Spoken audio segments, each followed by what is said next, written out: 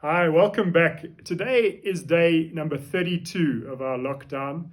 It's a very, very significant day in South Africa. It's the 27th of April, and that marks exactly 26 years since our first free and fair democratic elections.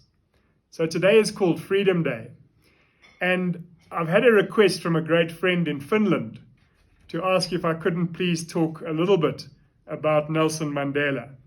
These, of course, are stories for humanity, and if ever there was an icon of leading with humanity, it must be in the form of Nelson Mandela.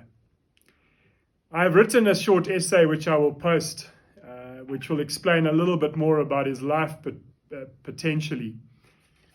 And each of us will have very, very special recollections of the Sariti, the Isitunzi, the presence that he cast on us as individuals, on us as a country in South Africa, and on us as the nation. There will be much holy ground that we will remember in the form of a handshake or in a shared meal, maybe the Grand Parade in Cape Town when he was released in February of 1990, or when he wore that number 6 Springbok rugby jersey at the Rugby World Cup final and claimed his space as a leader of the world. And so we will all have these memories, and a story that I was reminded of at this time was when I first had the privilege of meeting President Mandela. My father was invited to a breakfast with him along with a colleague, and this was not unusual. Many businessmen were invited to come and speak to him, and they would of course take their checkbooks as well to support his worthy foundations. I insisted that I was to come to that meeting. I think I was 22. And my father said, "You can't come because you're not invited."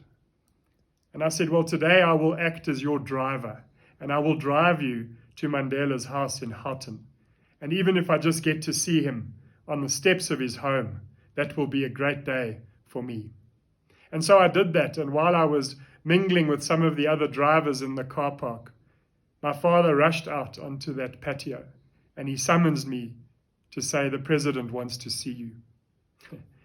I walked up the stairs, and there he was at the top of his stairs to greet me. And he said this, he said, "When will your father learn that if there is a spare place at the breakfast table, you should be invited for breakfast?" He pulled the chair out for me, and if it hadn't been for the fact that there were some servants around, I think he would have served me breakfast himself. And I had the most extraordinary opportunity to ask him a question.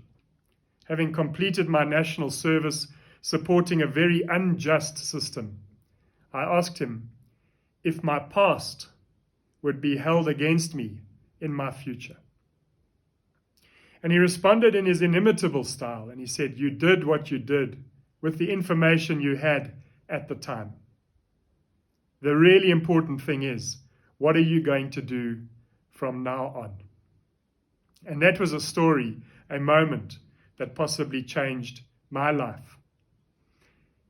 On this day, 26 years ago, he voted at the Ohlanga Institute, not too far from Gandhi's house in Bambai, in Inanda, KwaZulu-Natal. And it was highly symbolic because after he cast his vote, he went to the grave of the founding president of the African National Congress, a man called John Dube. And he stood at his grave and he said, "Mr. President, I have come to report that South Africa is now finally free today." If there's one thing that Mandela will be remembered for, of all his acts of humanity, I think it will be the act of forgiveness. And although it was not Mandela who said this originally, he could easily have been quoted as saying, "When you forgive somebody, you release a prisoner. And then you realize that that prisoner was yourself."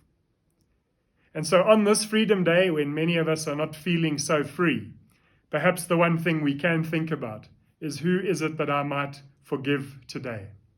And even if it's ourselves, perhaps that will mean that we have a wonderful Freedom Day. Enjoy this day and we'll see you tomorrow.